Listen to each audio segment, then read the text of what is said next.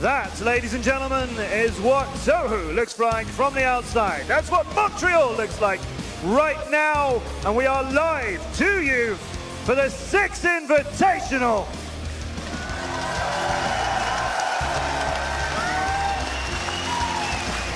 We are already very close to being completely full here in Montreal with this amazing crowd who have been queuing since 7:40 this morning, a couple of hours ago now, for our amazing World Championships for Rainbow Six Siege. I'm Matt Andrews, and it's a thrill to be bringing you Day 4 live from Montreal of this massive tournament to celebrate 2 years of Siege. This, ladies and gentlemen, is the calm before the storm. We will get this thing started very soon, but before we do, we've had 3 days of amazing action, and I'm joined here on my analyst desk, as I will be for the next few days, by Foxe and Zyronic. And between us, we are going to be bringing you all of the matches to crown a world champion at the end of Sunday.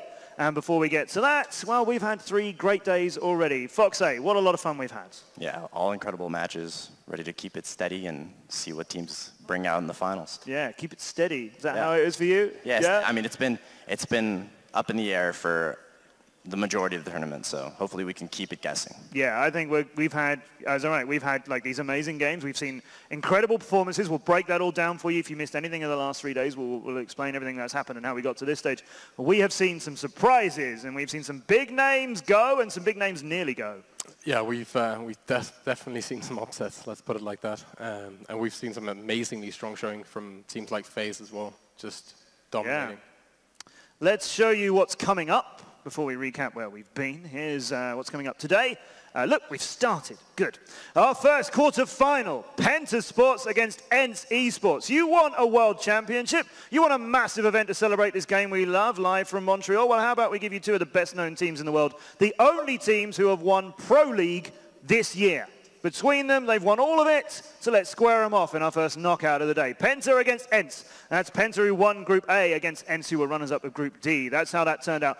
Black Dragons will play Mindfreak, FaZe Clan will play EG, and Rogue will take on Supremacy later on. Those are the 8 teams who are still with us at the quarterfinal stage. And as you see, and as we do every time we bring you a live Siege event, we're going to be filling you in with more information about the game. We're going to be talking about the universe of Siege with a brilliant voice actor who I'm sure you will recognize and more as well. We'll be telling you about, well, you, the amazing community that we all love so much, and celebrating what you do for this game. And there's a lot of great stuff here at the Toho in Montreal to do that with as well. And we'd love to know what you think with the hashtag 6Invitational. Tweet us your thoughts, tweet us your predictions, send us anything you've got, any happy memories of the game. And also, I'd love to see you tweet us pictures of you watching this.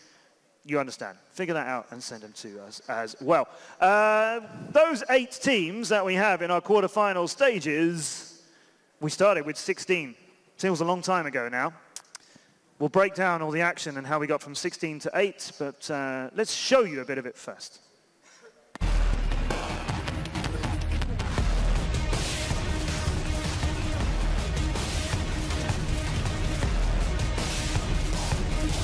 Canadian takes a bit more damage, jumps out with a shotgun, and Canadian finishes him off. What is going on here? The only Team Liquid attackers that are left are outside, but they will get the play on it with the run out and a double kill.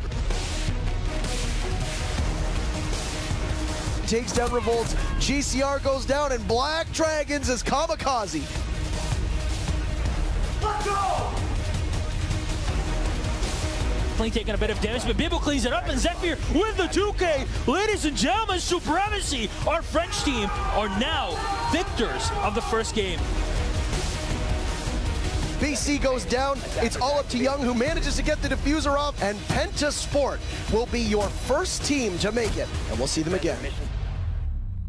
Is in his head if needed, but he's just gonna spray down with the M5K. Moving right in the destroyed mirror window can be so deadly. Kamikaze! In a one-on-one, he's gonna go up the stairs. Will Panari hear this? Yes, he will. Gives away his barrel, though. He's gonna lose the fight. And Mav, for the 2nd time, clutches onto ENCE and wins this map as well as this series. Here we go, goes in for the 1v1. They try to challenge, there's no time remaining, but no Slash hits the last shot.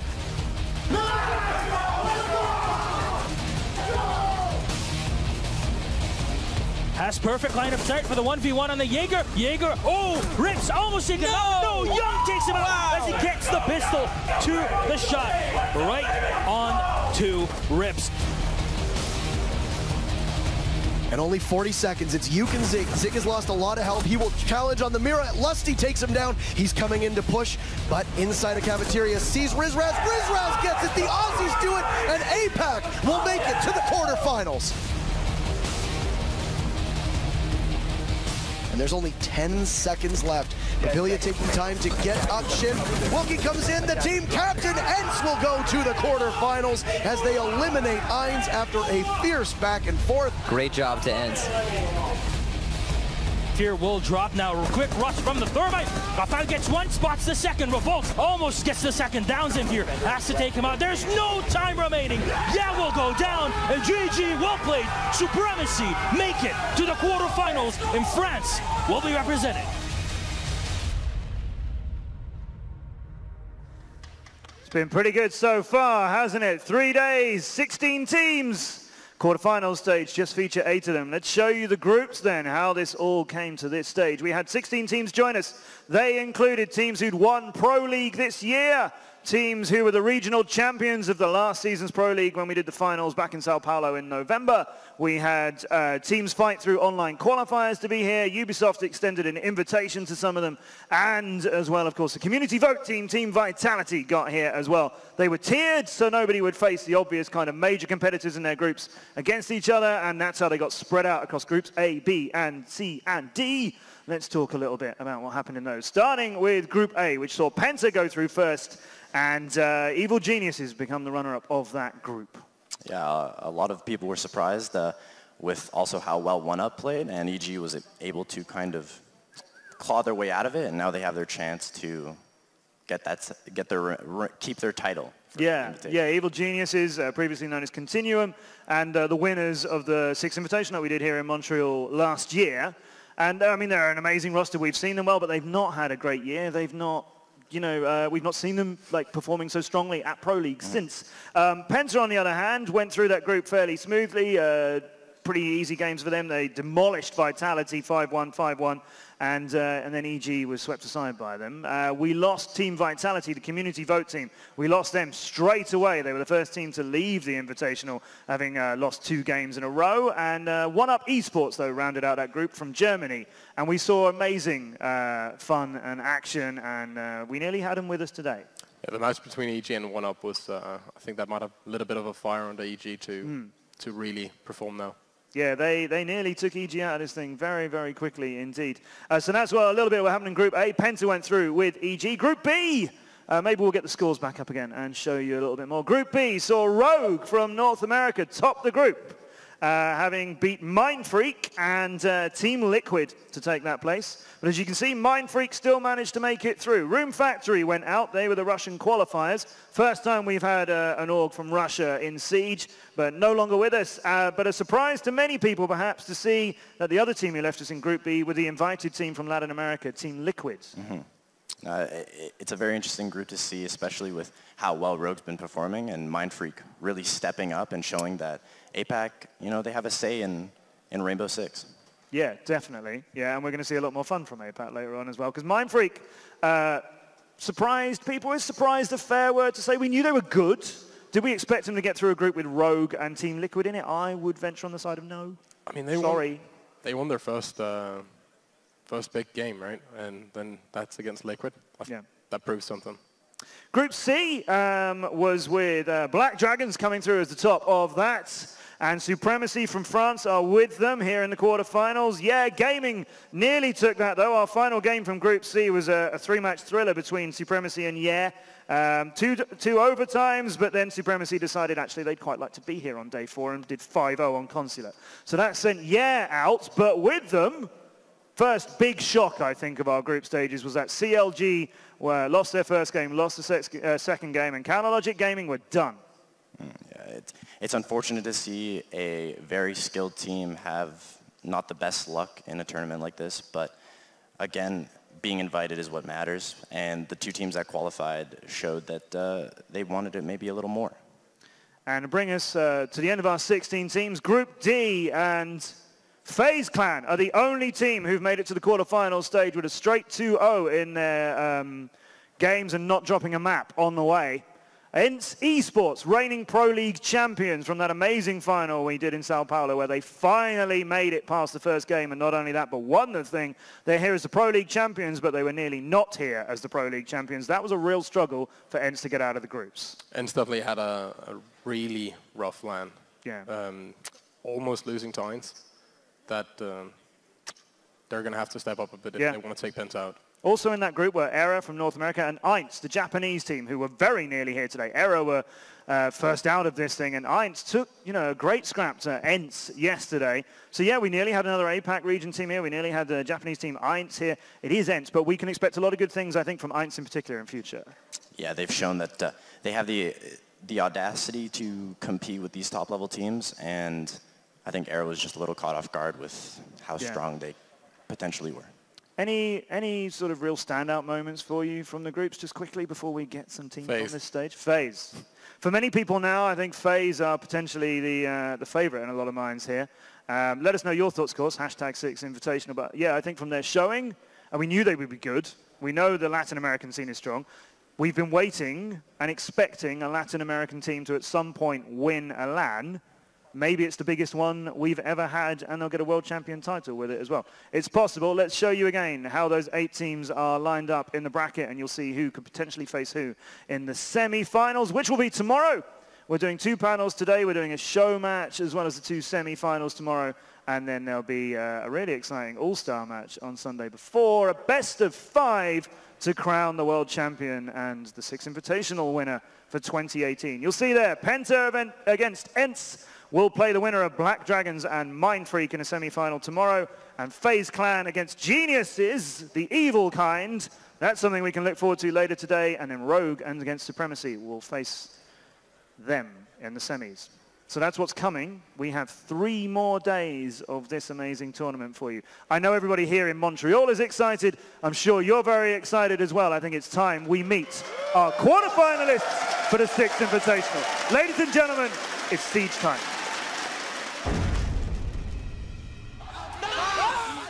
Guys, 5v3. Hold on. Okay, diffuser down indoor. Keep it up. Pushes his way in. Is it tucked in the corner? 10 seconds to go. Comes on around. Loses the fight to Canadian. 1 to go. It's Avian alone. And he drops down. Continuum are your world champions.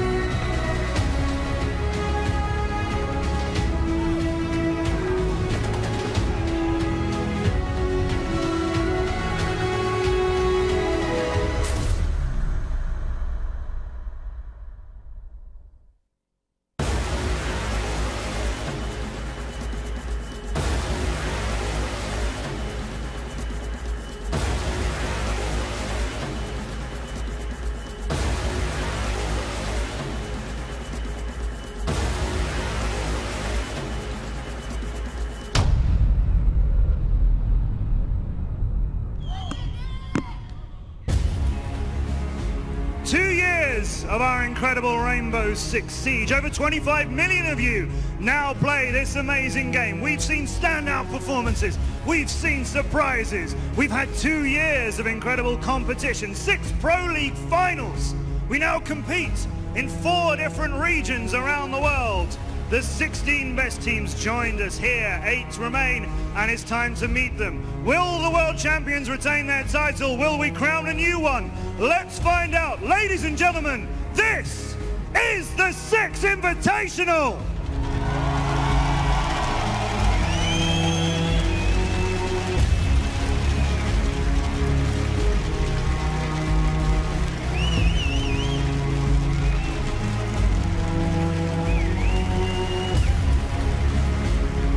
teams are here for the quarterfinals. Allow me to introduce them to you. And we will start with nobody less than the reigning world champions. Please welcome Evil Geniuses!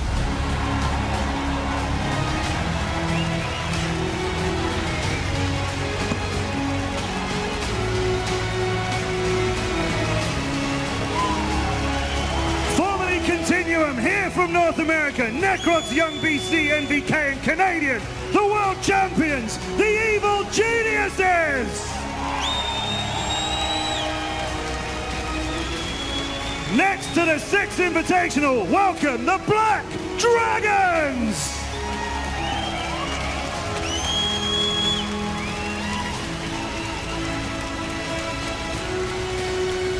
Julio Psycho Kamikaze, he's Alien and Wag here as the regional champions of Latin America, the Black Dragons! To the stage, the favorites of APAC, welcome Mind Freak!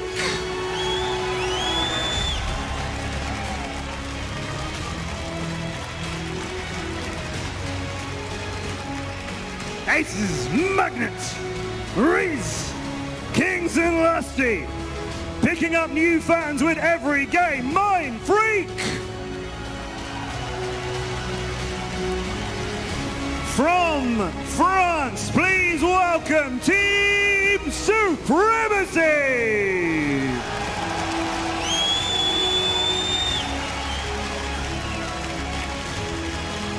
The qualifiers from the French region, we saw them last year in Montreal. Bibou, Zephys, Buck, Raphael and Brit and Supremacy!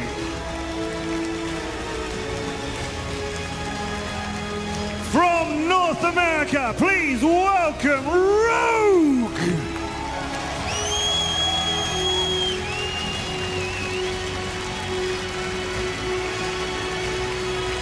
Easily, Brian / Avian and Eclipse, the invited team out of North America, breezing their way to these quarterfinals. They are Rogue! Welcome to Rainbow Six Siege and the Invitational, FaZe Clan!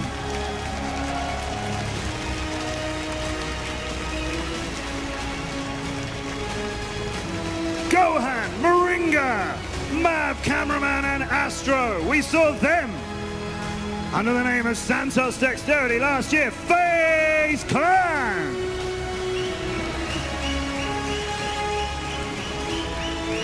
Now welcome here live in Montreal, the reigning champions of the ESL Pro League, ENCE Esports!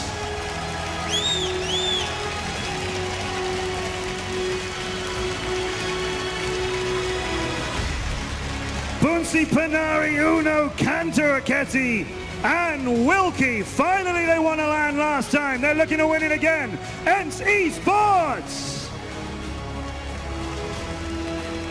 And completing the lineup here for the 6th Invitational, please welcome PENTA Sports!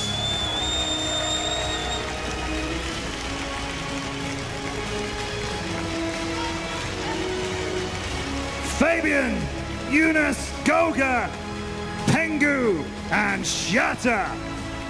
More wins in the Pro League season finals than any other team. They are PENTA Sports! Ladies and gentlemen, your quarterfinalists for the 6th Invitational!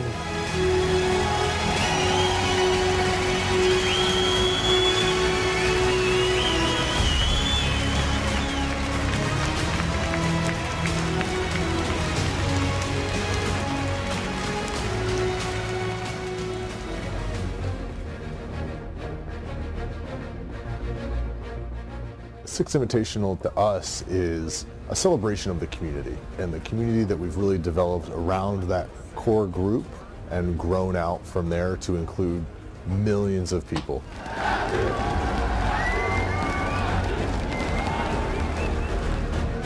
Arriver à ce SI2, 2 fois plus gros, 2 fois plus impressionnant, avec encore 2 fois plus d'ambition. C'est ce qui me drive en fait, c'est ce qui nous fait se lever tous les jours, c'est ce qui nous fait venir travailler.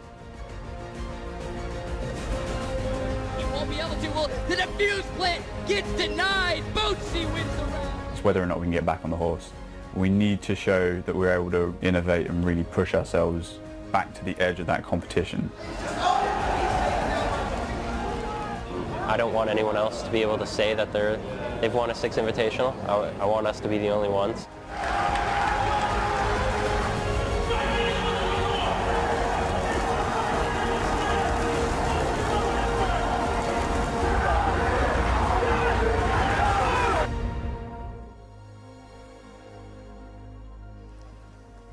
Yeah, ladies and gentlemen, it is on.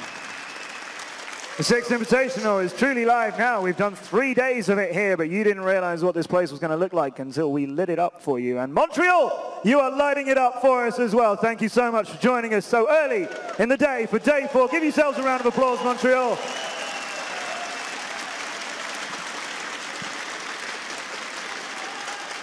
And keep that applause going, ladies and gentlemen, because with us are about 400 people from Ubisoft. The developers of Rainbow Six Siege are with us here. They're in this arena. They're all over the building. They're in the fan zones. If you see them, tell them why you love this game. Tell them your memories of this. They are amongst us, and we're thrilled to have you with us. Thank you, Ubisoft.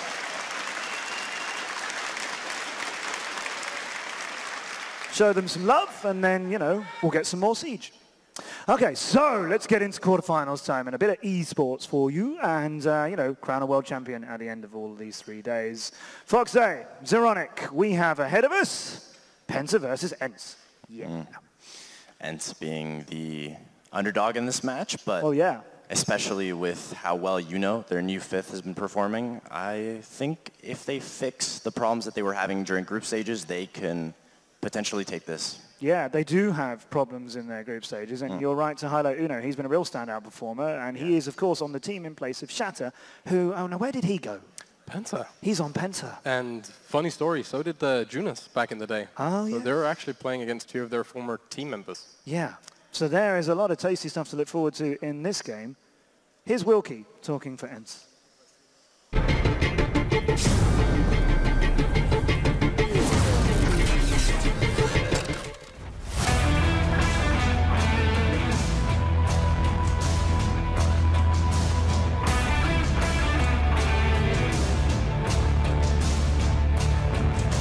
It's a great honor to be part of the Invitational. It's the biggest major in Rainbow Six Siege. It's also the birthday party for the game. So all the persons around the game are here. So you really want to be here. We have had the pleasure to be here twice. So I hope you're here next year as well. It's the best you can get from Rainbow at the moment. As a little kid, everyone has been playing a lot of consoles, Nintendos, PlayStations, Xbox, PC, whatever. You don't really think that you could do this for a living or a part-time living. Now finally in Siege, it has become a reality. So yeah, it has definitely changed my life, and I guess I'm living the dream of every little kid out there. That's Wilkie talking about ENCE esports chances, and they have a chance here, but we will just talk about very briefly before we get into PENTA. It feels like they've really got to step up. Where have they gone, and where have they been, and who's turning up today? Well, they definitely have to step up. You're not wrong about that. But being one of the oldest team in Siege now, they've been to every LAN. Yep. Every one of them. Yeah. They definitely have more experience than anyone, but the group stages were rough, and they have some issues they have to fix. They faced ERA in their group, in Group D, which was a 2-0 win for them on Chalet and an overtime on Border, and then they faced FaZe, who just swept them aside and look like they'll do that to everybody they face. They even 5-0'd and then 5-1 ENCE.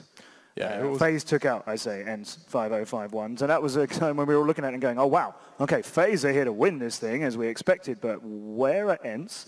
And then it was a 3-map real thriller between ENCE and ENCE to get them here today. They're the reigning Pro League champions. They've been on this story that we've loved with ENCE for so long. They've been to every LAN. They never got anywhere at them.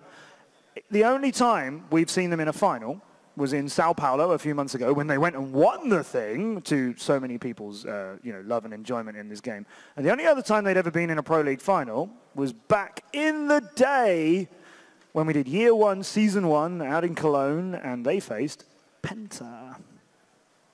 Bit of a rivalry match. Yeah, it's a match for like all the Classico kind of thing. Yeah, and we love seeing these. And of course they square off against each other quite a lot in Pro League itself as well.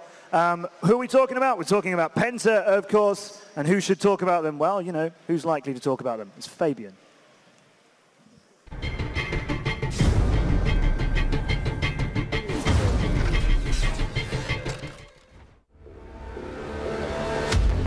Coming here and becoming one of the top 8 teams already feels really good. Pressure is always going to be on us because we have had some success recently. And, I mean, it doesn't really get to us because we're used to it.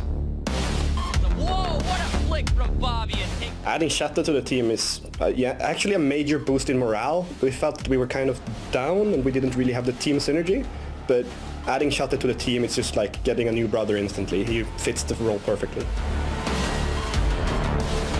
Talking about hard and tough opponents is kind of rough because every game that comes next is going to be a hard one. So for me, it's the next opponent. I came here for the charm and the skin, and I have them now. So if they want to win, they can always try. Winning Year 2, Season 1 and Season 2 doesn't really show anything for winning the Invitationals. It's a completely new tournament. It's half a year ago since we won those. So saying that we're the big boy that everybody needs to beat, that isn't true. Every team here is competing to win this tournament, and it doesn't matter who you face. You'll beat them if you want to win it.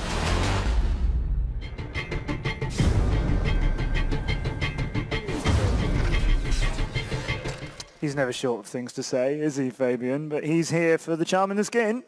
And also, you know, since he's here, might as well turn up and win it as well. Be nice to have the trophy. Yeah, it's a good one too. The sledge is back from 2017, and we'll see which world champion is going to be picking it up later on. So PENTA could come into this feeling very, very confident after what they did in the group stages, but also because of what ENCE did in the group stages.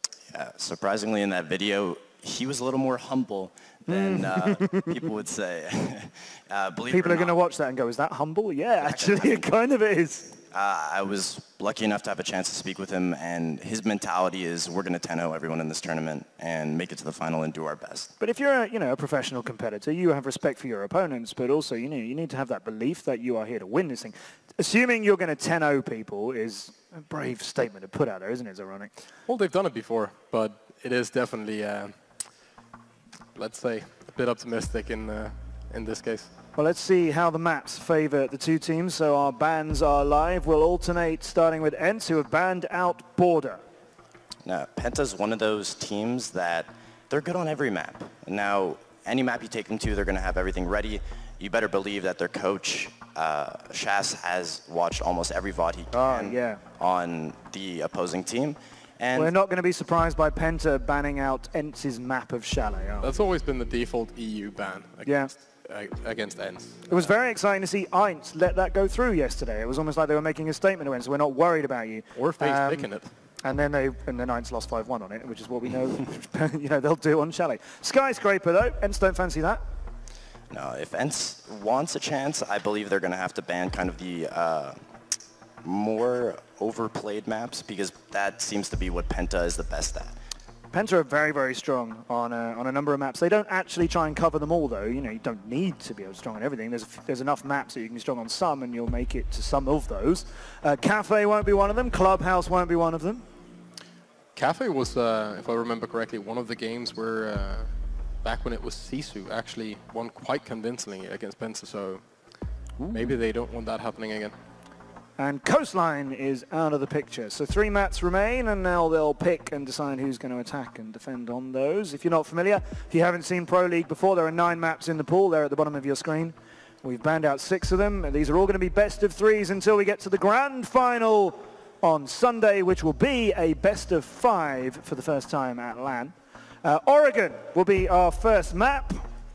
That's one of those maps where, again, they could be confident on, but Penta's shown in the past that they are one of the best teams in general on Oregon. We've not seen much of ENCE on Oregon while we've been here.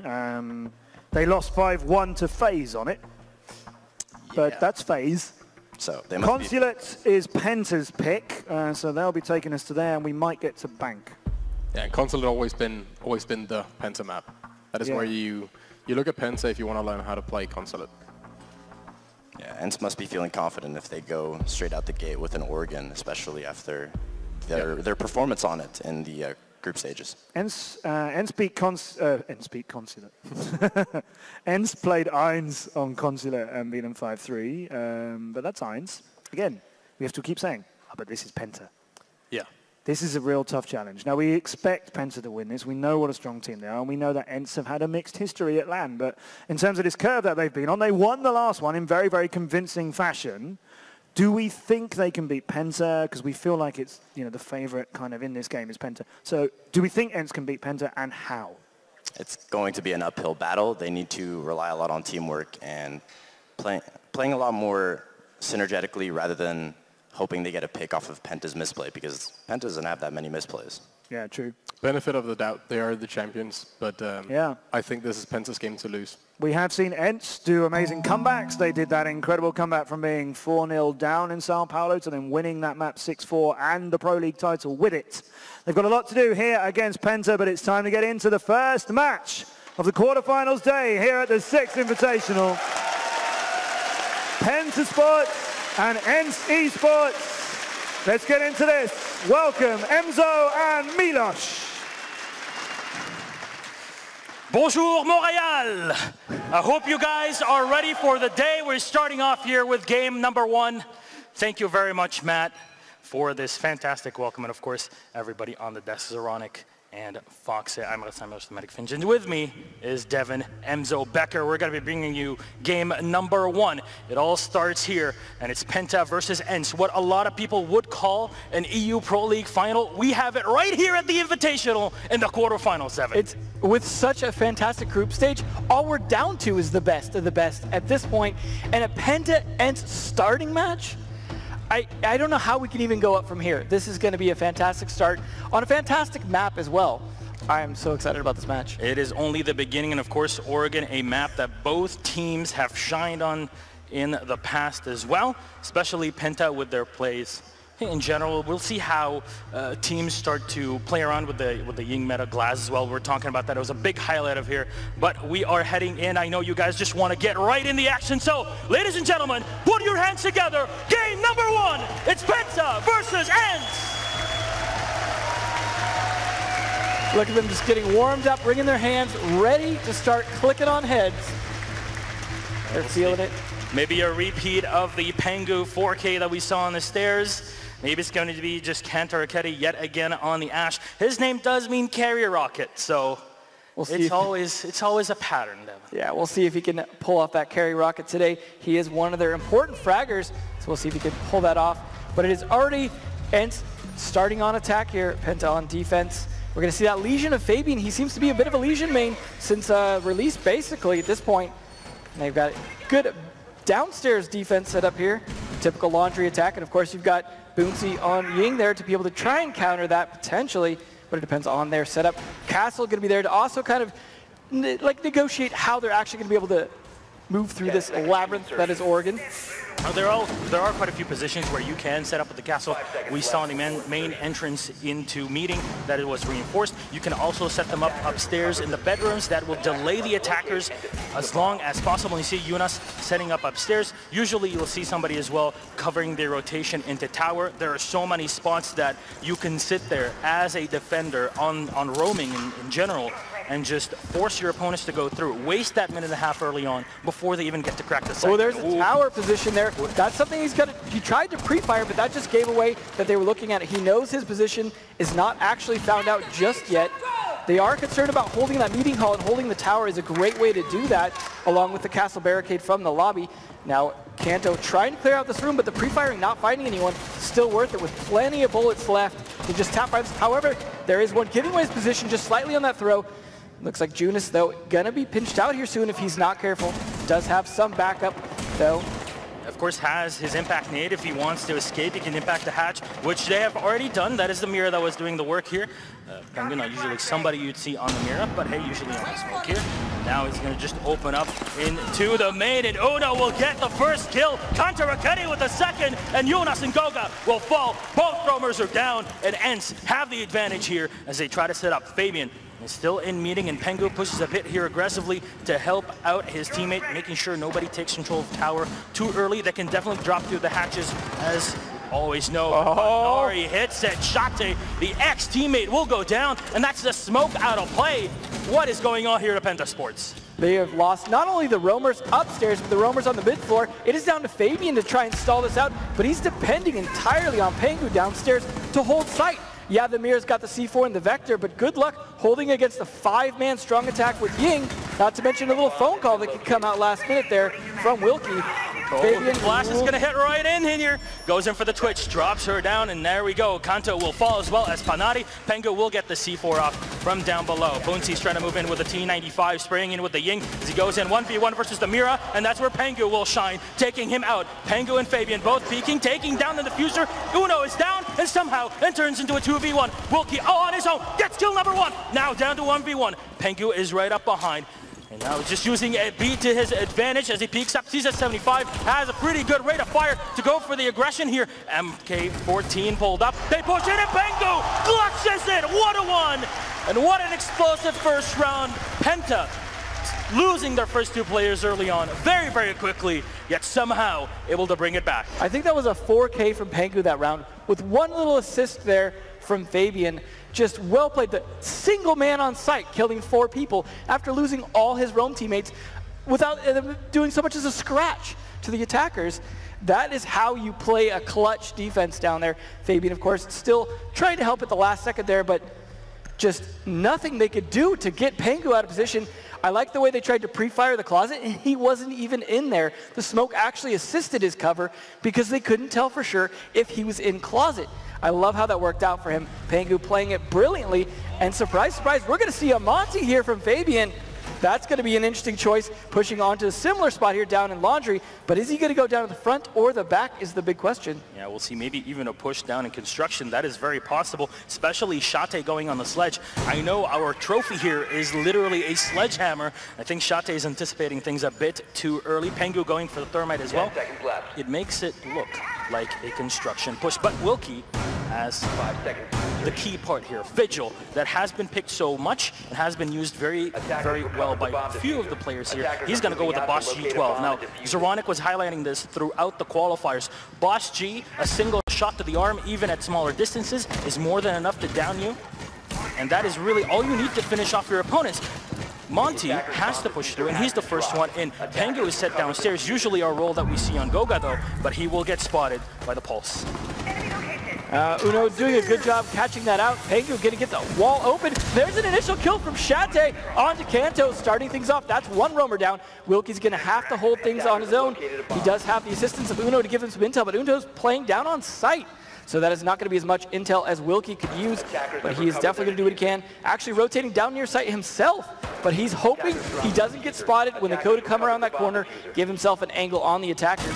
Shate carrying the bomb down there as well, hoping to get something going. Pengu is actually rotated away from construction, going back towards the meeting hall instead to help his teammates out. Speaking of angles, Zamira upstairs, aka Panari, is going to get shot down. Shate spots him.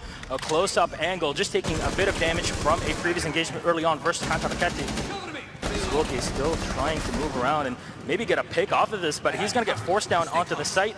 And they're not even droning. With Monty, he is your drone. Shate moves in as well. With Goga, they lose the Goga drone. Fabian doesn't care though. He's going to set himself back up with the deployed shield. Wilkie sets up the angle on the entrance to the side. Uno checking, nobody's pushing from the top. Goga though gets the shot on Boosie. He spots 1 more. Wilkie won't be able to get the shot, not even downing Shate. Oh, 1v1, Yunus helping out the back, and it's Una all on his own. So little HP, and he's run right in front of them. Yunus, no problem, already had the Candela out. And Penta with a strategy that we have never seen outside of ranked play. They were obviously saving it for today, and that is what you do. The Invitational, obviously you can't save everything because group stages were no cakewalk either. Yeah. But having so much in store here, PENTA is a team that prepares so well for these things, and that's why you're seeing just surprise after surprise. That is definitely not going to be the last surprise strat we see from PENTA. Yeah, another thing to keep in mind is that both teams, being so top on EU, have been scrimming a lot together, either here or back home. And it means that both teams know very well how to read one another's strategies. They've seen what can be shown in here, and they're just going to try and innovate. And that is the beauty of going to LAN, because everything is saved up to the main stage. Yeah. I gotta give ENCE a lot of credit, though. At least for that first round, the way they cleared those roamers was beautiful. They just couldn't execute their site take. Now they're just going to have to try again, see if they can successfully do that in terms of getting those roamers and being able to use those 5-man to actually kill Pengu this time. He's playing a little bit different role because they're playing a different site, though. And that was a smart switch up on their part, making sure that they were going to try a second time for the same attack, and it's not going to work. An interesting part is that there is no Mira.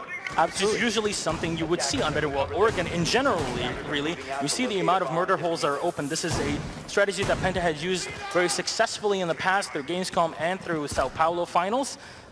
Here they have to face off ENCE that might not be ready for it as well. Uno going for the Twitch with the Combattant. The thing is, that drone is not going to be as important as you think. There are no Mira windows to pick up. Yeah, and it's an interesting angle they're going to have to hold in that bedroom by opening all that wall up. But Goga's staying in tower here. If they aren't able to get him out, that's going to burn a ton of time. Even if they do get the kill on him, if he could just even weaken them or stall them for a whole minute, that is totally worth it. Especially even better if he can get out. They don't have control of meeting hall or downstairs, so he can easily rotate down. And Kanto, already so low on health, is a great start here. Although Shate has lost a little bit of damage himself. Either way, though, PENTA still the advantage. And there is Goga going down to Uno, though, trading this back. Nice kill with still 2 minutes left. And that was a pretty quick elimination on the tower, which means now an entire side of the map has been taken out by ENCE, and Kanto is going to fall. That is a very normal reset, nothing out of the ordinary here. Of course, Goga's position was a very aggressive and open one, a very risky one. There's 3 windows that you can get shot from. Sure, from below it's very difficult to get an angle, but you can still shoot through the wood itself. Interesting to note as well, if Wilkie wanted to and had the time to, he could go into tower right now, hack the defenders' cameras, give themselves a little intel, but that's going to be a little more useful when we're starting to see Valkyrie picked a little bit more because the black eyes are a little bit better generally than the default cameras. Ooh, Fabian, though, playing an interesting angle down there at the dining room, holding an angle on the door itself. I'm sure he's got some traps as well to give him some idea when they're going to push so they can peek that. The windows, though, are a death trap, but can't seem to land the shots, and that costs him his life. Quick shot from Kanto Raketi as he's sitting in attic, gets the kill on Shate. And that is yet again 2 players down from PENTA Sports. Jonas is set up in the armory corridor, and he can make sure nobody pushes in from main window. It's a very different angle to shoot through here, but if there's anybody that can do it, it is Jonas. Fabian getting a bit too aggressive and will get punished by it. There's Uno with 1, Uno with 2, and the third one will go down. Uno, the newcomer to ENCE Sports. Uno goes straight to dose. There we go. And Trace at the S at the end. That is very true. I feel like Uno is one of those players that just, you do not worry about him fitting into the team. Absolutely not. He's just been coming in. Anyone who watched the group stages knows he has been showing up time after time, and that is what you want from a new guy. And he comes from PS4. Of all things, yeah, we've talked about Xbox players coming, but I think he's the first real big PS4 player to transfer over here and show his stuff without even a Pro League season to warm up. Fantastic. I imagine the boot camps that they did, whatever they did, they got him warmed up fast. They had, you know, we did see a 4K from him in this round. The Twitch played very well along with his teammates who were helping him out with the information. His first appearance officially with ENCE after Shate's departure was in the Nordic Championship, a Nordic tournament in Assembly Winter in Helsinki, and they played against a local team, Modion Gaming.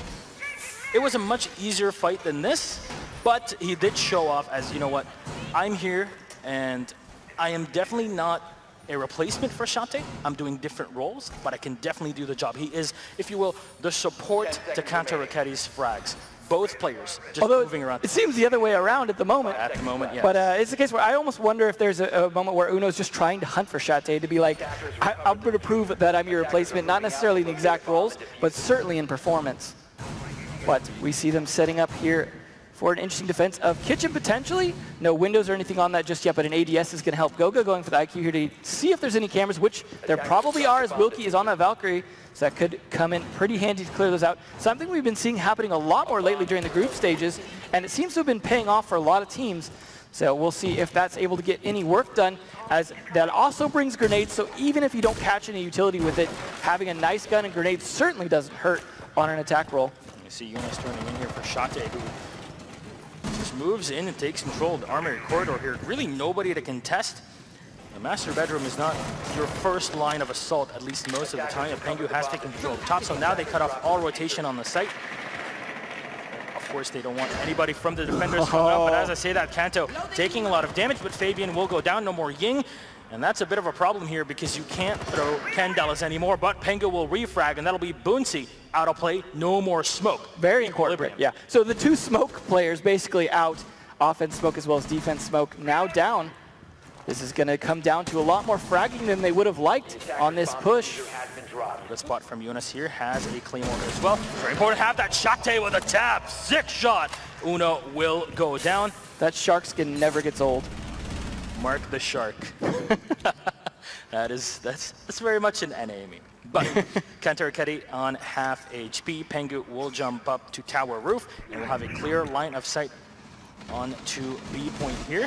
As Wilkie will get one on UNICE, very nicely done there as he uses his Valcams to his advantage, taking one. Panari will get the second. That is Pengu out of play. Goga, though, taking so much damage, will take down Panari. The chef himself has been outcooked.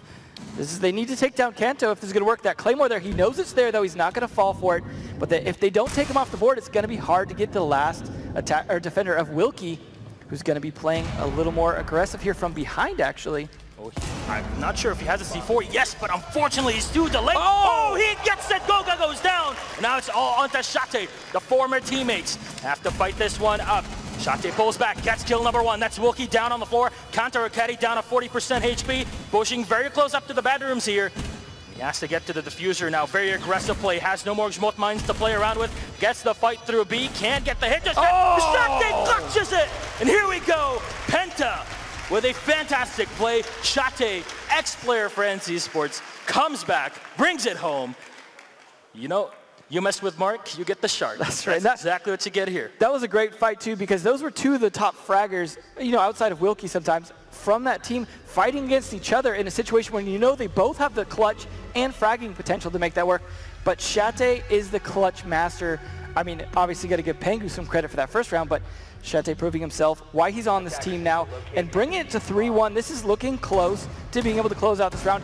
Even when it seems like Penta are down and out, they fight tooth and nail to make sure they're closing out basically every round possible, because like they said earlier, they're coming in this to 10-0. Can't do that now, but maybe a 10-1 still possible if they could just keep this up. All I know is that Fabian is here for the charm and the skin, and you know what? If they make it past, I would love to see Fabian have some charm.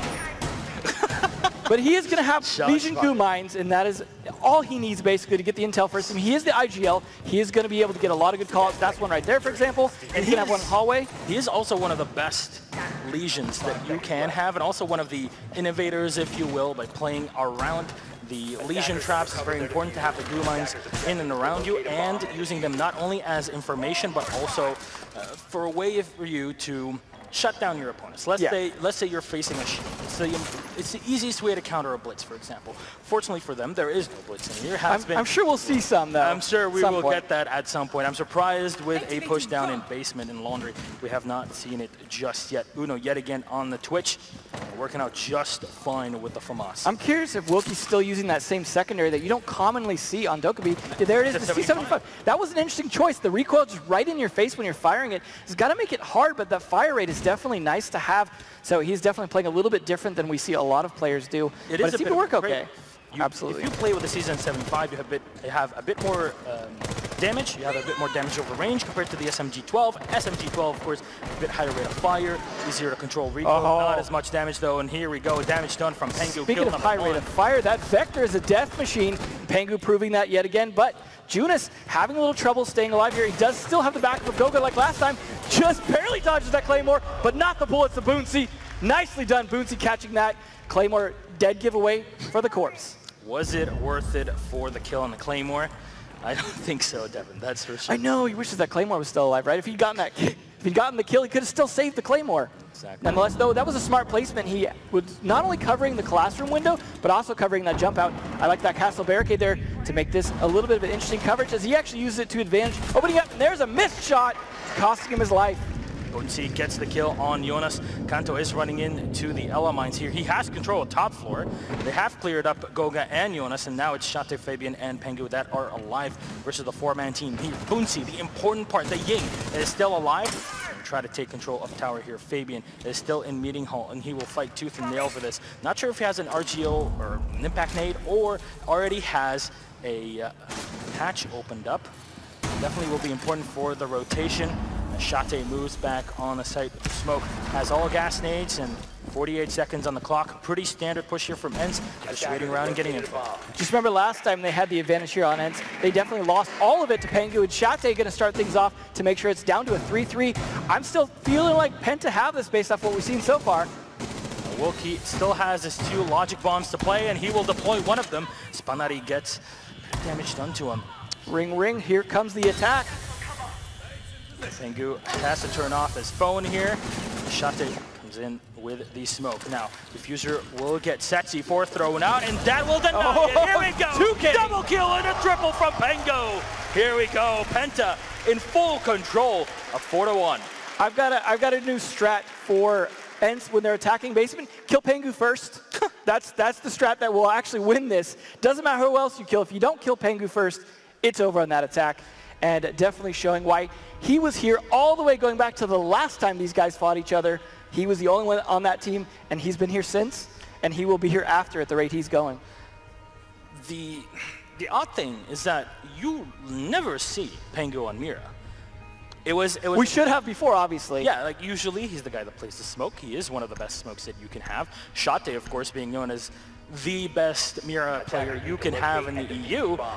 He comes into the team and he's just playing everything but his normal pick. And this is kind of switching, like with each player having different behavior and different play styles, switching operators will throw off your opponents because they don't know what to expect, especially with Pengu's aggressive play style. Yeah, and you got to know these guys boot camped like crazy coming into this. So the situation where they worked all this out. This wasn't just switching roles last minute. They figured out this was the better play, and they are absolutely proving it because they're on match point.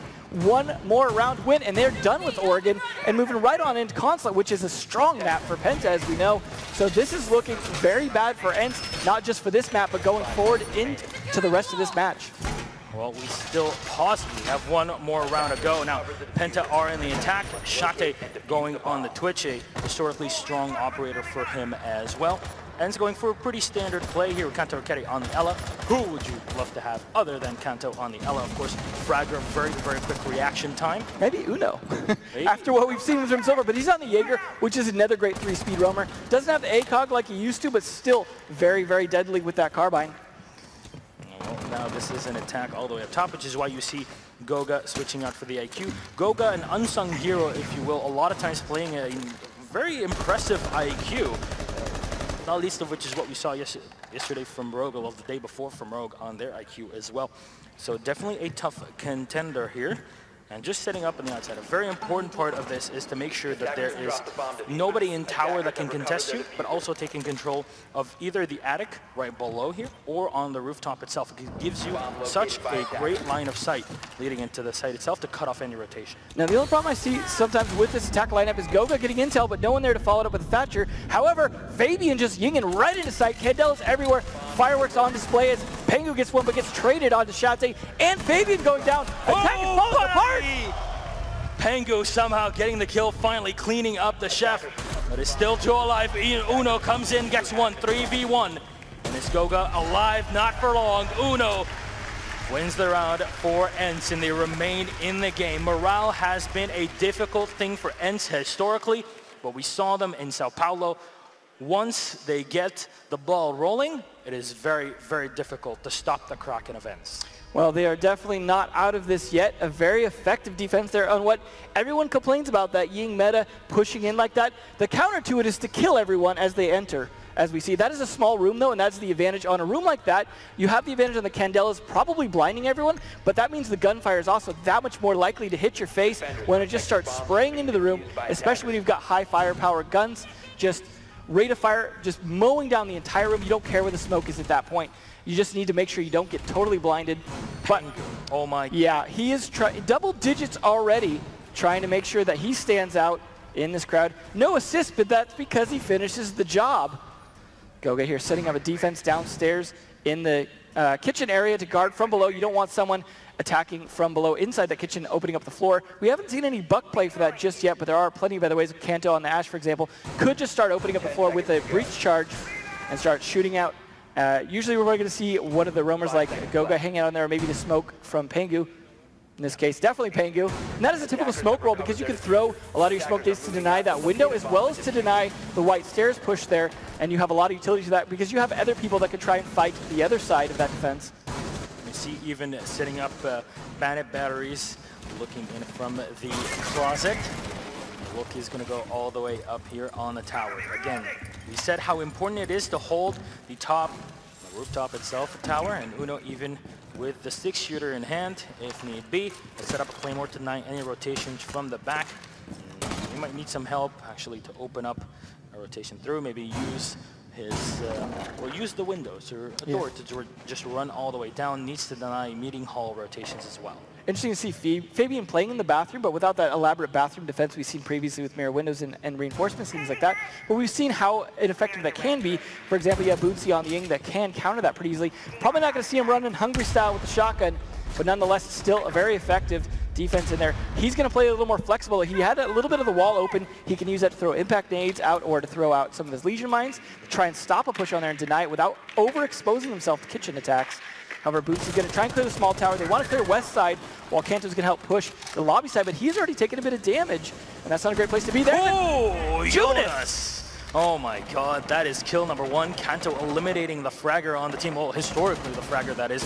Wilkie really loving the CZ75. Takes down the ADS and now tries to 1v1 Shate on the Jaeger. Just has to pull back for a bit. Oh, he gets choked up. Panari gets the kill. They did not expect the Habana. Great pinch. Attic. Almost taking down Panari. It is very important to get the refrags as quickly as possible. Gives you such a big advantage in the eventual team fight. Jonas just setting up an armory corridor. Here's phone ringing. They know exactly where he's at. They have all the information. They have cut off the rotation. This is what we were talking about. That as soon as this phone turns off, they know that he is still in position in the back. Just opening up the windows. You're using the Morpho team to your advantage, and Panari being so low on HP cannot risk his position too much. Fortunately for them, Habana is not the most important operator to have when you're pushing on the top floor and bedroom. But Uno's position on the window, we've seen so many brilliant plays here, especially. Oh, there we go. Plays coming out. Fabian actually getting the kill with his Legion mine before Uno trades it onto Jonas, and Fabian trades it back onto Uno. Nicely done from Pengu, getting Wilkie. There's still one more, and that's Panari again. He's going to get Goo Mine. Perfect positioning from Fabian. There's 3 players remaining. He's got the Bearing 9 in hand with 27 HP. He takes down the Ella Mine. Still has to move through bit by bit. There is a floating Legion trap. That's deadly. Moves right through it, but will get shot down. Pengu from Penta, of course, will take down Panari, and that is the Havana out of play. Penta take map number 1 in this best of 3 series. Very, very convincingly, 5-2. But what I love, Devin, is that push with the Monty. Absolutely. It is absolutely fantastic. Very scary when you see Multan rushing right into you. The great thing about it is when you see those things at events like this with so many people watching, you know we're going to see that again in ranked. You're going to see it again on other teams. Once you show that, people are going to want to use that. And that is why Penta are just always developing new things, because they don't want to be the ones getting caught off guard by their own strats. So just a well-played set of rounds by Penta, proving that this is going to be a huge battle on Consulate. ENCE, though, definitely showing some fight. I felt like they had a lot of really close rounds, but they just could never stick it, especially once Pengu was involved on site. So they're going to really have to rethink how they're doing these site takes on attack, especially. The defenses seem a little bit better, but nonetheless, 5-2 is not how you want to be going into these quarterfinals here.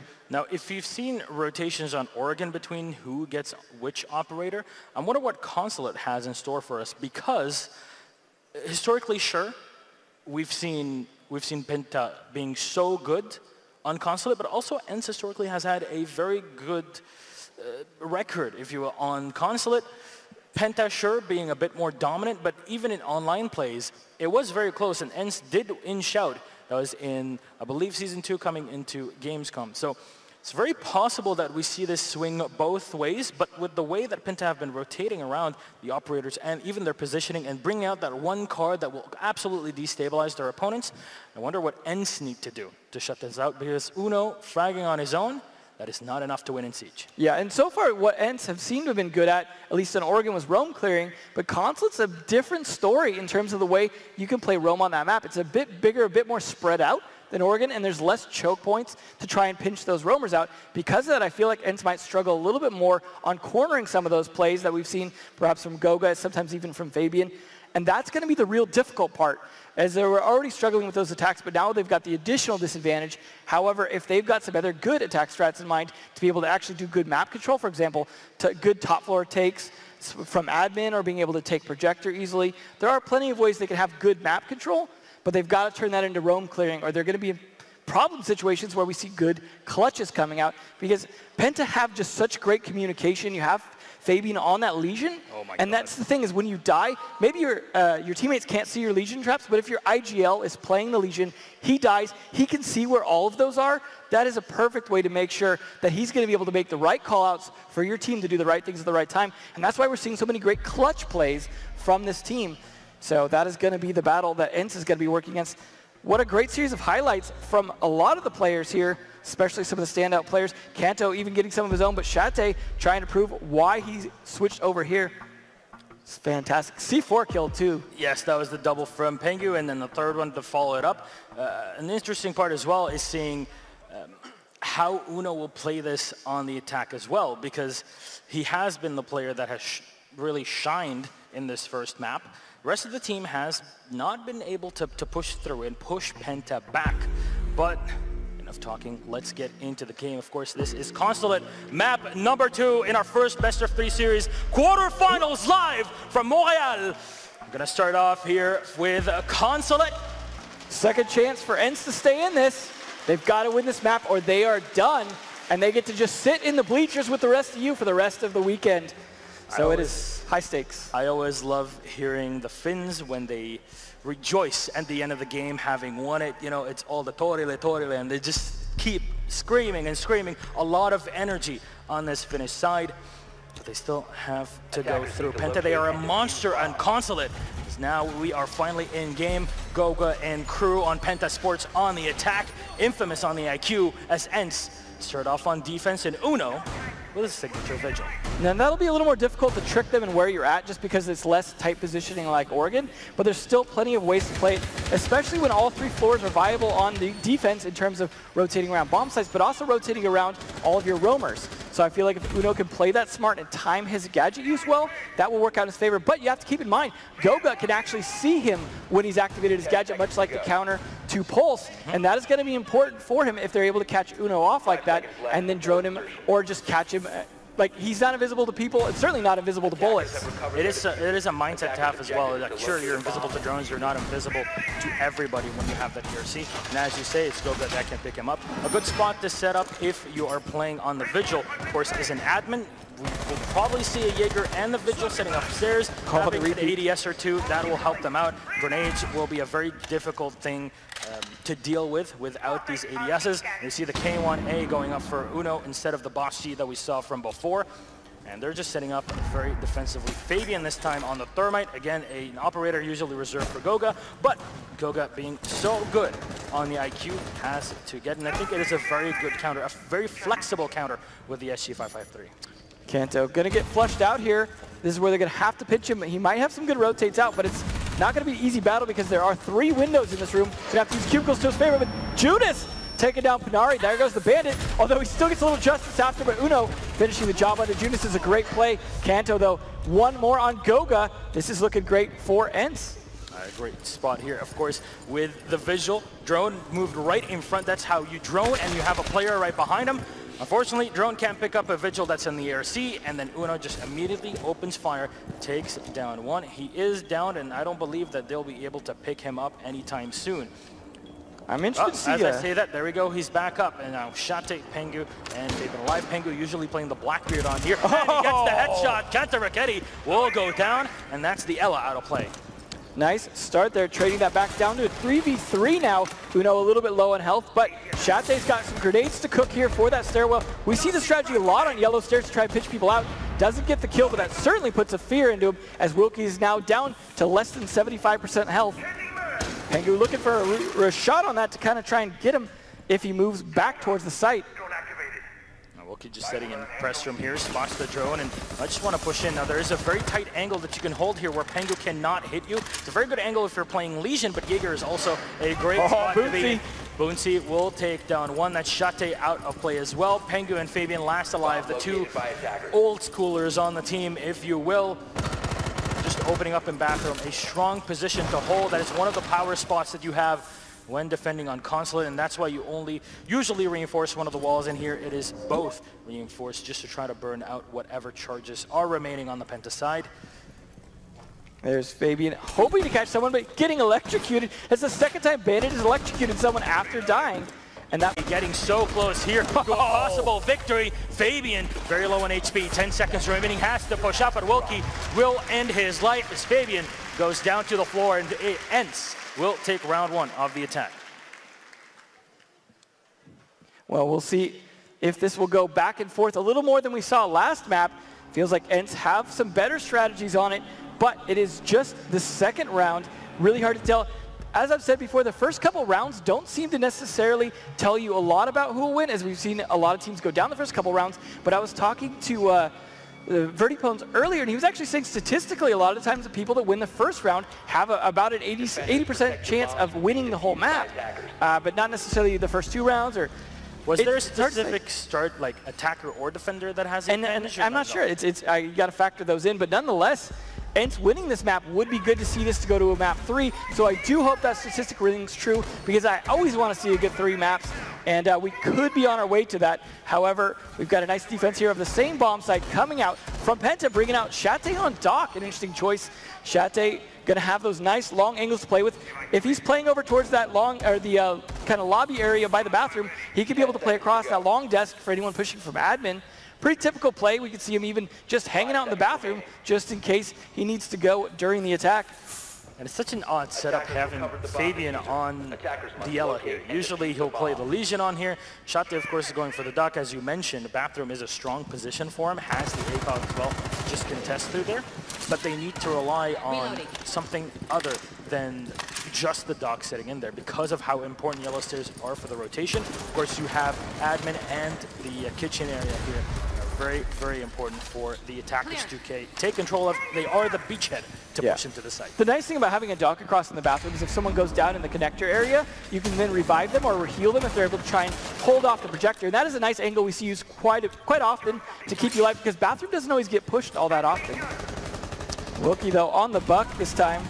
Try and find an angle, hoping someone crosses. He's got to land the shots, though, if they do, but he's on that DMR, and there's a nice kill coming out from Kanto. That's ENCE getting kill number 1. That's Fabian eliminated. No more Ella, but Jonas is still upstairs and does have the ADSs from Goga to help him out. Of course, Jonas, one of the best bandits you can have on here. Unfortunately, with the shot, he can't get the kill here, as both Uno and Kanto are standing up top. The Fuser will get picked up, and they will relocate. Probably try to go for a pinch from bathroom and admin itself to push away their opponents. There's so many windows that can utilize, and we see the droning coming in from Wilkie. That was like a half a second of a drone as well. He was just checking a very specific position and decided to do it. Might have also got a call out from his team to rotate. They are concerned about that balcony, though. Balcony jump outs are very lethal in this game if you time them right. And they've also got to be concerned about people coming out that yellow stairs door. Yellow stairs being where they're droning right now. They've got to claymore and make sure that no one comes out when they go on that rappel. They are getting some good intel on the actual console room, though. Flashes coming out from Kanto. Trying to clear that closet out is always the hard part, but they wish they had a Capitao or something here to try and do something. But they do have Uno with grenades if they can use him. Shate, though, using his gun instead on Kanto, and that is a nice trade back onto the Ash. Look at that angle. That is such a close angle to deal with. Panari, so we'll have to fall back. Has a teammate to help him from the back. And he's expecting to get some sort of shot through the bathroom. And Uno just missing barely right next to Shate here. I don't know why Shate hasn't healed up Pengu yet. I know he's in a tight position, But Pengu low on health. He has been a big clutch player for this. They need that heal to make sure that they can stay in this despite being 4 to 4. But 35 seconds left. They know the push is going to come, and they're going to need that extra health. Grenade's going to get thrown in. Wilkie bombs Jonas out of play. And here's the second nade. Going to get thrown in. Not going to do much with that. 3 versus 4. And as you mentioned, Shate has not used the dog on Pengu. Goga, though, will get 1. Goga with 2 will get eliminated, though. Here's Shate. Wilkie will get 1 for his own. 2 versus 2. 10 seconds on the clock. But Pengu will get the double. And that will clean up. He didn't need the help. Every single time, it's Pengu alive. And unfortunately, when you can't clean him up, you can't push on the site, and that is problematic. They haven't been able to even get in and get a bomb, diffuser plant. Yeah, I don't think we're going to see as many diffuser plants as we would like across this entire series of matches today, because it is such high-level play that it's good luck even getting to stand somewhere for 7 seconds straight to plant that down. And I'm starting to think, with the way I've seen Pengu play, that maybe Shate's secret was the Vector when we saw him in so many clutch situations before, just because it's a death machine combined with that C4 and your positioning, and you know how to use your windows to maximum effect. I think that has been a big factor in here. Uno this time going to be trying to do that on his Mira play downstairs. This should be interesting to see how this plays out for the first time on this bomb site on this matchup here. So far we've seen a lot of top floor. So we'll see if they're able to hold this off any better. Now, they do have a bandit of Panari to try and deny entry into the garage. No Thatcher on the attack means that they're going to have to find another way to clear that out, but they can do that from Piano. Would like to get your point of view on this, Devin. We've seen a mirror set up on the garage from Mira being so important for holes of the Sovereign team, Liquid Zig, for example, playing that. And it just gave them an opportunity, even if it did get popped, to just chuck a C4 and end the Thermite, for example. Why would we not see something like this in this sort of play? I think for the same reason that the bandit batteries are always a risk, which is that you don't need a Thatcher to necessarily take them out, because you can take them out from above. And it's not just having to take control of Piano Room.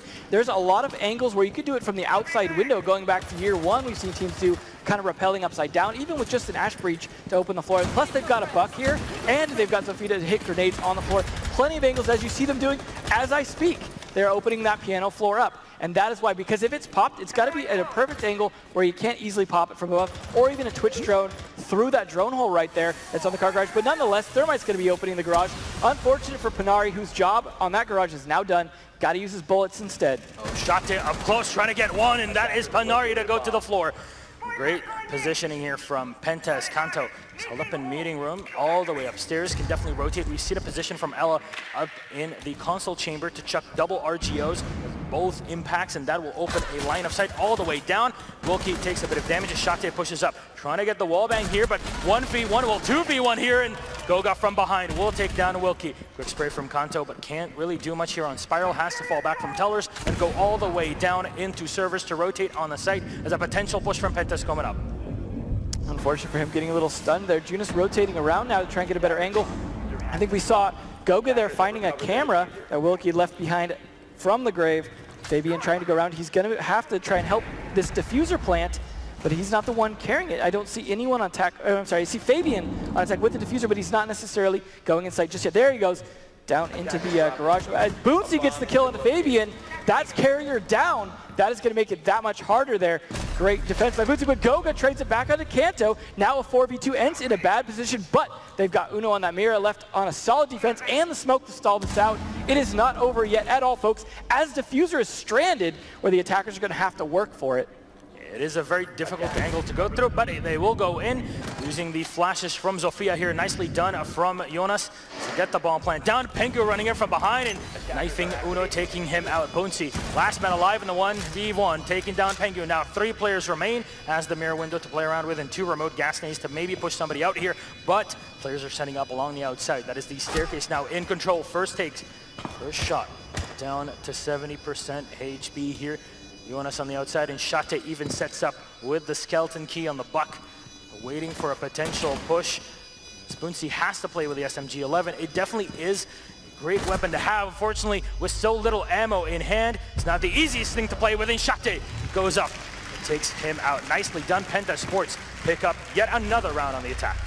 It was unfortunate for him at the end of the round. He had no way to fight 3 people, and spending all of his time just trying to fight Shate was kind of a lost cause. Maybe he would have got that kill, but the other 2 people would have easily guarded that diffuser. A nice plant by them after what looked like a difficult attempt to recover the diffuser.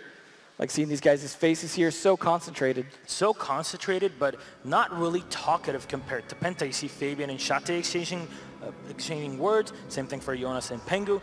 What's means funny, that there's at least a bit of a conversation happening when your team is just so silent. It might just mean that psychologically you're suffering. Absolutely, and a lot of times there's excitement in the voice that kind of carries over. You want to talk more because you're excited, but I find it ironic given that ENCE is the all-Finnish team, all the same language, and Penta is the MUT team of Europe here with all the different regions, even just picking up a Finnish player. So because of that, they should actually be the least talkative, but I think Fabian likes to make sure they all communicate well, or at least listen to him, I imagine. And we're going to see Pengu this time on the Vigil. That should be interesting. And then Mute Jammers coming out from Fabian. He's going to have some good strategies for those in mind. We see a lot of placements on tables and other areas. Decides to take out his #1 fan there and put the jammer on instead. Make sure that they can't do something from above there. We'll see if that works, if that cuts off any drones or any choke points. But he does have one at least to try and stop that hatch from being open to cafeteria. Shate back on the mirror finally, we were talking about, as Pengu, since he's going to be on that Vigil, couldn't take up that role. We'll see that we've seen a lot of clutch situations down in this garage here from Shate on that. So I trust in his position. The question is, will the rest of his team support him? Will Pengu's roam actually work, as we've mostly seen him playing Anchor lately? Indeed. And Pengu has definitely been practicing here with the K1A. Panari just open up piano. They have to take control, and this is the spot that Pengu will take Hasgoga as well to help. And that is one drone taken down. They're not sure where it got shot from, but ERC is going to get activated. Habana take a shot down into main lobby just to open up the hatch. No claymores have been set up. Drone just immediately gets shot down here, and Panari will have to run in blind. That's exactly what Pengu is waiting for, even being on the Vigil, just to be sure. Kanto throws in very quickly, but he can't spot anybody through there. That angle is so sneaky to deal with. Pengu is playing this very smart. And then you combine that with the drone jammers from Fabian. They have a real strategy here to set up to make sure Pengu can just freely roam. And Goga's with him as well. A lot of support on this bathroom defense. You also see the window on the wall. They're going to use that as their beachhead to make sure that they can just stall out this attack as long as possible. Kanto actually overexposing himself on this, but he almost drops the hatch. There you go again, just barely to the edge of it, but he is going to hold this. He is concerned about anyone flanking him, so he can push this bathroom with his flash. And then, unfortunately for, oh, there he goes, pop in the mirror window if he can get support from the other side, but they decide to push back on him. Goga, though, just takes all of his health down to 1, but that is all Panari's in exchange, and that was worth it, as he can now rotate back to site. He could get reset if he wants to hang out in the closet there. Kanto trying to get the Tozumira and not doing so. Wilkie, though, with a fantastic kill into Pengu to take that Vigil out and make him as ineffective as possible. Wilkie always loving that bathroom here on Consulate.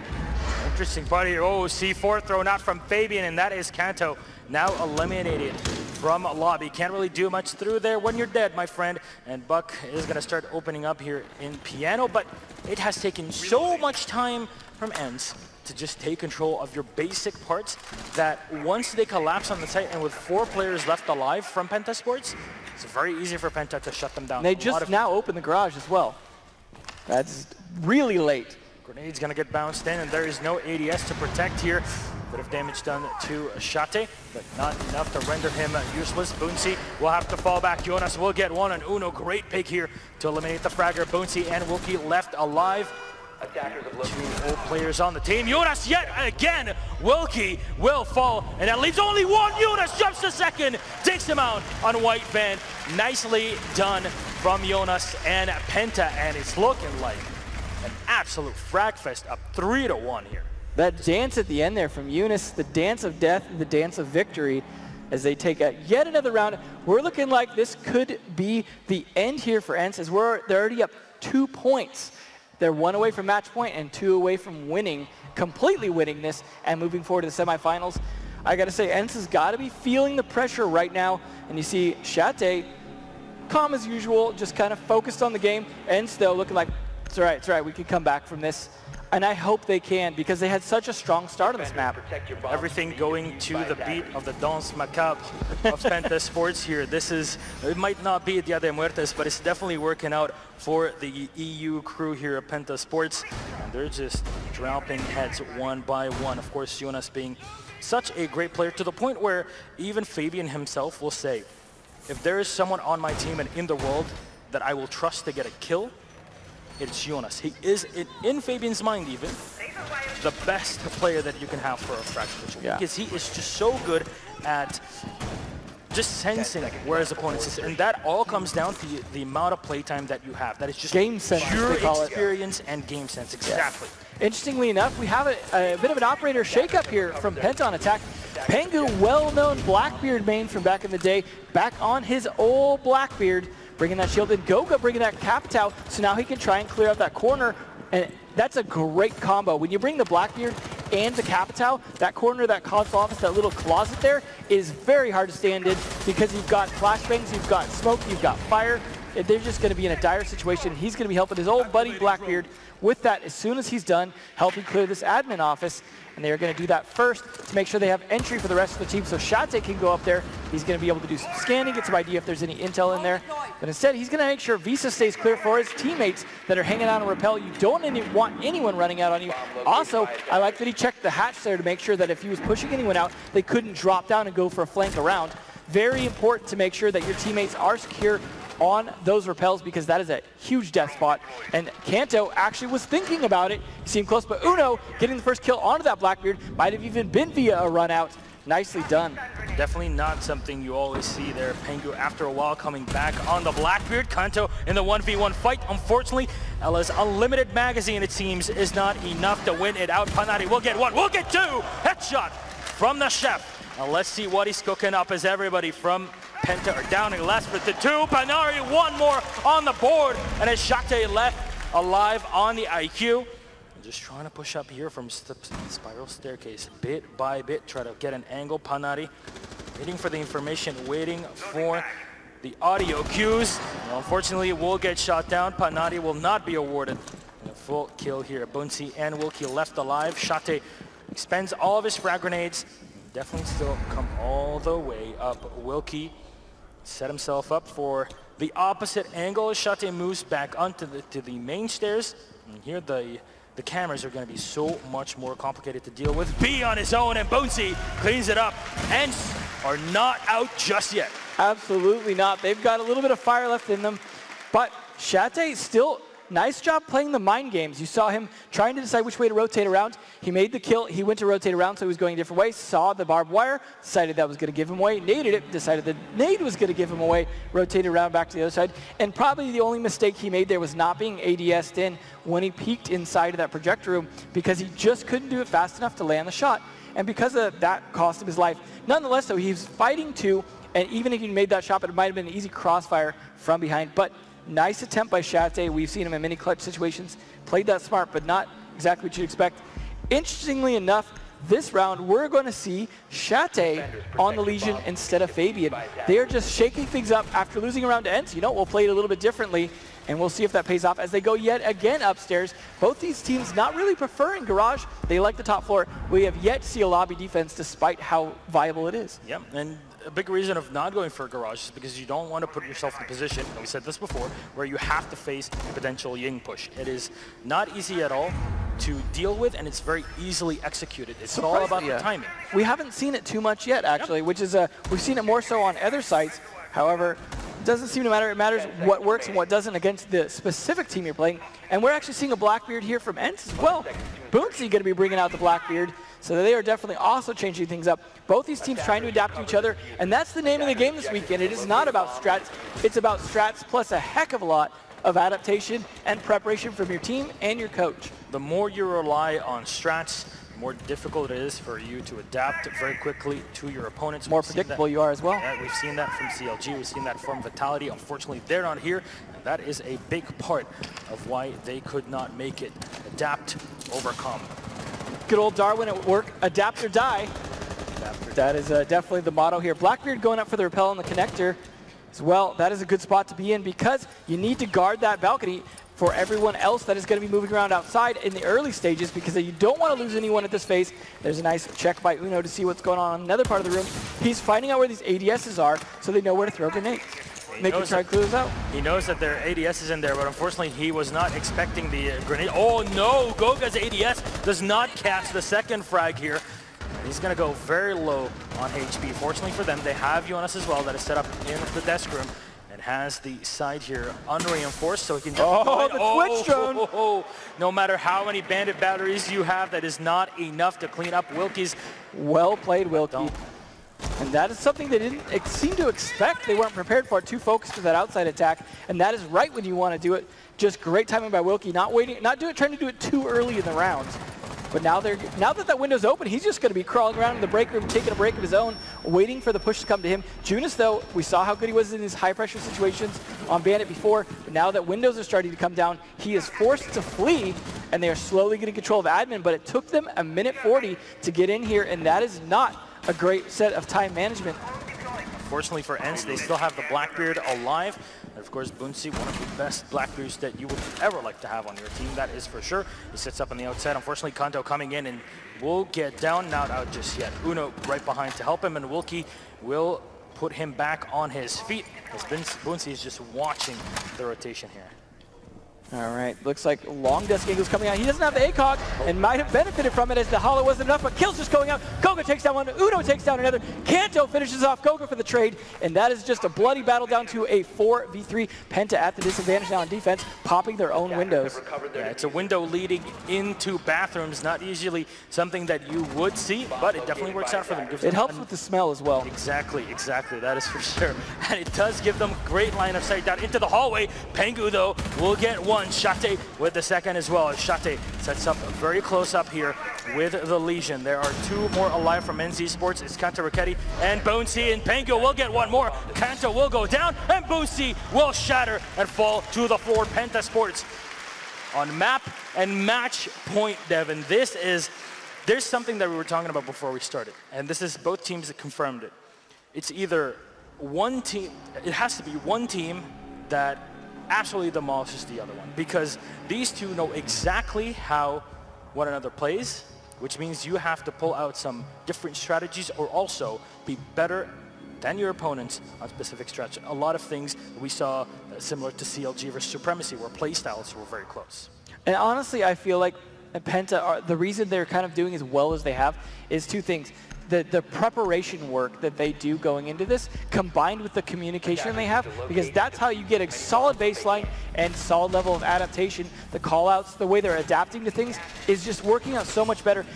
And, I mean, it helps they win their gunfights as well. Yes. But I do feel like we're seeing ENCE with a bit more oomph than we've seen during group stages. Unfortunately for them, they are so far behind at this point, they're going to have to double oomph this if they want to even catch up into overtime. It is looking like they could go home, but they are seeing the first echo here, which should be interesting, and that is a great one for the downstairs defense. We saw how well that worked for Rafael on Supremacy, for example, yesterday. It can be a fantastic last line of defense for that plant, because you can stack it right above that van, and it's hard to find. Not many people expect it. It was something that was played a long time ago, but no longer the case. Of course, Supremacy being the team leading up with this kind of resurgence, but also I'd like to give a big shout out to Shas and Protax, the managers and coaches of both teams that have been so essential in preparing these strategies that we get to see here today. So they don't get to rest either. They're going to be doing that the rest of this weekend. Exactly. Well, at least one of them will get to rest much more than the other. No, they'll still be busy preparing for the next time, let's be honest. Yes. It's never over. Siege is an ongoing game, and Pengu here is definitely trying to win it out as he moves in with the drones. He's changed up operators again as well, too. He's going to be playing on Habana this time. Fabian on Thermite. Shate, though, second time playing Buck. I like his Buck play as well. He's definitely been doing well with that. And Goga been playing mostly to his kind of main, which is IQ this time. A lot of grenades coming out, though, from these two. I like that quick clear and run in, knowing the exact timing to not injure yourself. It's a very good angle here that Panari can hold. Jonas will get kill number one. That's Bunsi, who will fall, and that is a huge kill on the smoke. Attackers have located a bomb. Unfortunately, they have located the bomb. It's not a great spot to be in, friends. Yeah, and here going in for the 1v1. Panari will win this one out, but he takes so much damage in the engagement. Jonas trying to find yet another angle from the top here. repelling and just having a pure line of sight into Piano, and that is something that we saw from before. Great. See, Goga's trying to set up, might be able to take down the Yokai here. Set up, but Panari will go in and take down Goga. As Fabian just sets up here, opens up one of the walls, and he won't trigger the second one just yet. He's waiting for info from the Havana, and there we go. They will both go off simultaneously. Wilkie has control of main lobby. Can rotate down on the side if needed. Kanto all the way up top with the Ella. They haven't really bothered to clear him out, though.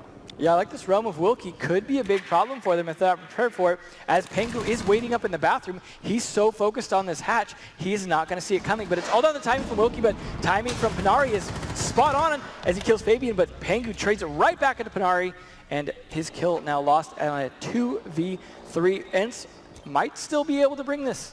What a close angle here being held by both players, Wilkie and Pengu. You see, just making sure that there are no traps, so nothing being set up near them. Not too sure, but the Yokai is set up. Wilkie pushing up quickly. Pengu just taking control of bathroom, moves in right into the antechamber, gets down. Betty from above. Just takes down one. Jonas will jump in, taking down Wilkie. He's all on his own. Can he clutch this? No, Uno goes in with a headshot, and Jonas will go down. ENCE will take round number 7. They remain in game, but remember, they still need one more round to tie it up to go into overtime. Seems like the further behind they get, the more they put into it, into trying to stay in the game. But that wasn't enough for map number 1, and it's getting dangerously close here, because if they don't win this round, just like the last one, that is it for them. So they've got to win this one. But if they do, that takes it to overtime. It gives them a chance, potentially, of 3 rounds to bring it back. So there are still some hope for the Finnish team to not finish today. But we'll see if they can do it. They look pretty concentrated on Penta. They look actually almost relaxed and concentrated. Pengu looking like, it's fine, it's fine. We already won map number 1. We're still on match point. Can easily do this. No 10-0 for them today, though. It is a very different style of play, where you see ENCE getting a lot more tense and relying on Wilkie, for example, to calm down the entire team.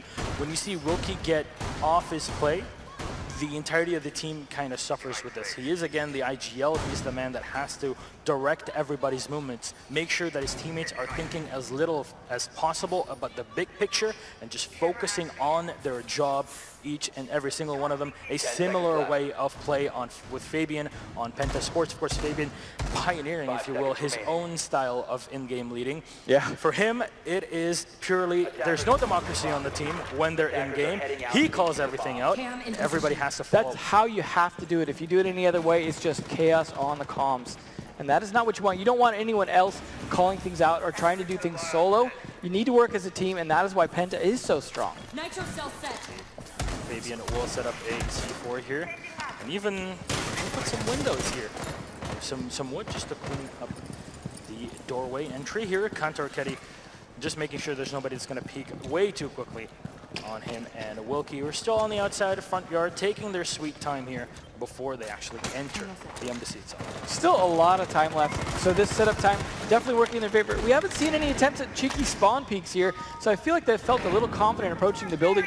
If it goes into overtime, I'd almost like to see someone try for a spawn peek just to catch someone off guard in that overconfidence, or maybe just open up a bunch of windows and make them think it's going to happen. But getting that garage door open much better this time, as it's 2 minutes left here. Good job by ENCE getting both of those open. Despite Junas's best efforts, he's just going to have to do what he did and try and clutch it out for his team. With 5 men on 5 here, nearly 2 minutes left, this could go down to a big fracas towards the end. He has to fall back to the desk here, still in garage.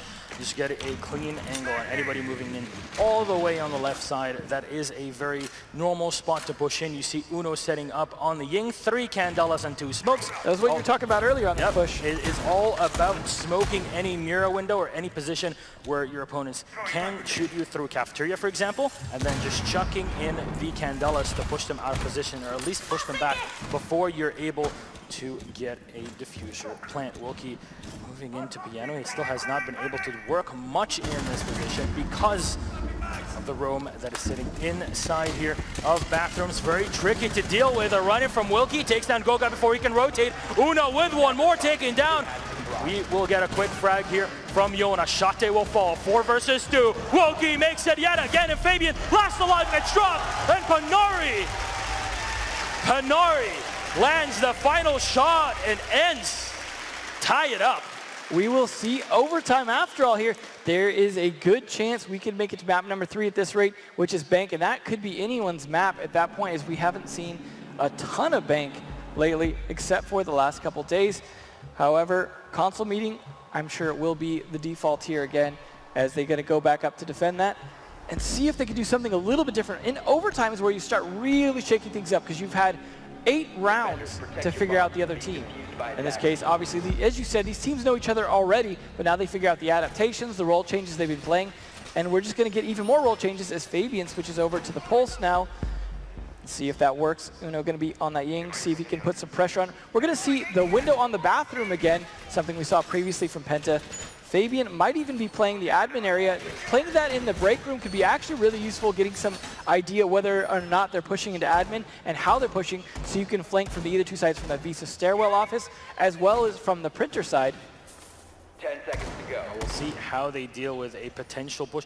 It is very possible to just go down on A by using Ying, aka Uno in this position, and just setting up on the balcony and pushing in from stairs, from balcony itself as well. Quick plant and then pull back. Use balcony as your staging area to just shoot down on anybody that tries to move through and get that. Yeah, and if they can control of admin office, they could also push from those Visa stairs as well with that same Ying push, and that's very effective. Projector room, yeah, would be a great target for this, as it can be a little bit harder to blind people trying to defend the console office itself, as mostly they're going to be playing outside of it. Could be great if they want to push someone out of the closet though, but that is a lot of utility to use just for the person in closet. Better to push projector, though admin is definitely not going to be easy, as we see 2 members of Penta hanging out in there looking for a good time, as Kanto tries to take some pre-fires through the cubicles. Very difficult to push a Penta squad away from admin, but basically Kanto here is just trying to delay. Force them to stay on the site as the rest of ENCE rotate here to Garage Roof on the west side. You see the drones are going to get thrown here. Bomb located by attackers. Getting some information on console. Again, Shate has gone for the dock. As you said before, it's very easy for him to revive anybody that's down in bathroom. Again, a very important site. Oh my God, Fabian is down below, and he might just get all the information that they need. I wonder if there's a Claymore on the yellow stairs, but nonetheless, there goes the Candela damage, but traded right back by Goga means he's not going to be effective on the actual push anymore. Oh, Shate does not spot the head, though. He moves in very close right before the diffuser is planted. Pandari will go down. Pengu with the C4, but Kanto will refrag. 2 versus 3 here from ENCE Esport.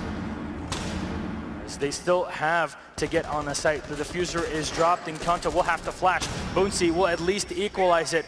There is nobody to deal with here in bathroom, but still hard anchor from Shate on the dock. Force of 3 armor, very difficult to push away. He might just overheal even and push if needed.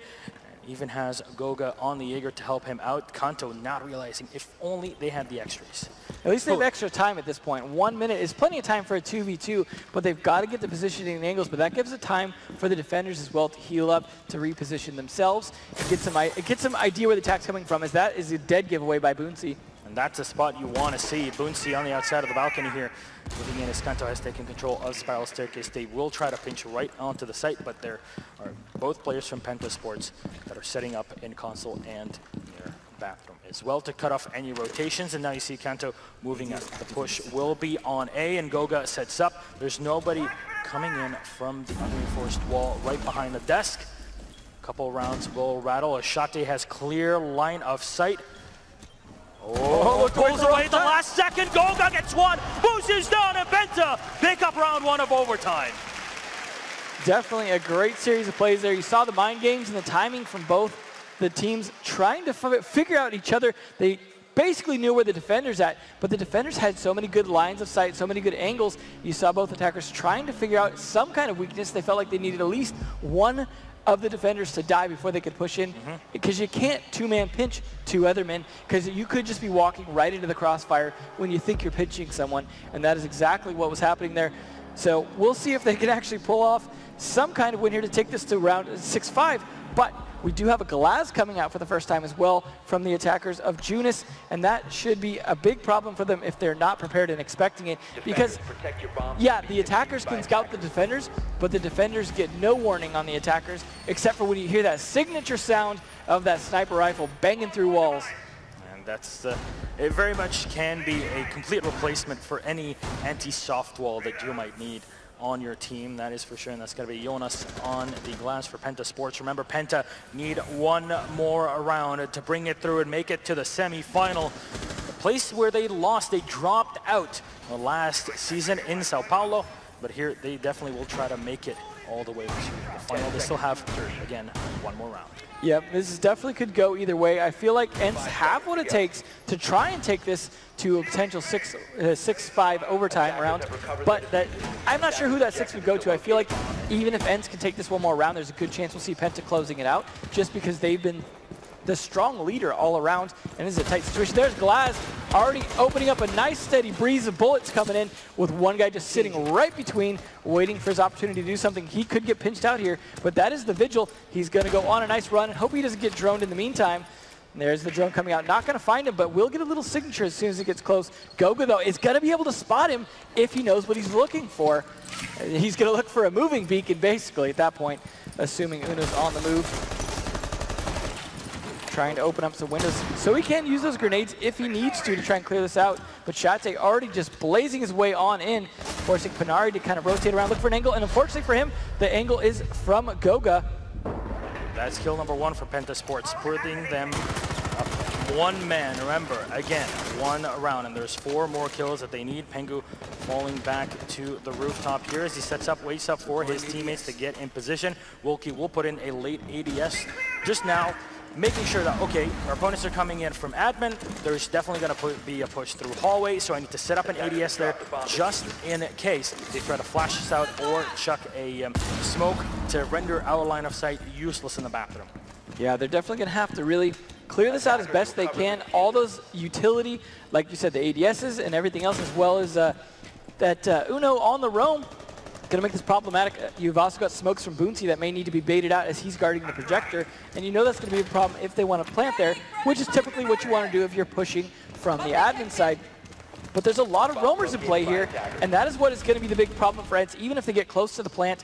With 1:11 left, there's plenty of time for the roamers to continue to reposition themselves and make this a hard take. There's Boonty, though, at least starting things off on Goga and getting traded back by Shate. Can't turn around here. Shate will get the kill on Boonty, as you say, Devin. Here's Jonas, moves in, has the smoke to cover him, and it's just sitting up in the hallway.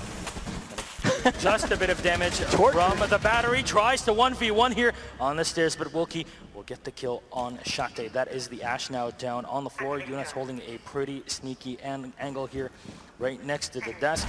Full line of sight into the hallway. He's got his teammates looking behind. Here we go. Fabian will get one, but Wilkie will refrag. That's Kanto out of play. Uno low on HP on the Vigil, and he will go down. Wilkie last man alive. 1v2. Can he win this one out? Quick spray. Jonas takes him down. Ladies and gentlemen, Penta Sports are your first semi-finalists. Well played. Just dominating performance, but ENCE still putting up a great fight, taking it all the way to overtime on a map that is known to be Penta's map.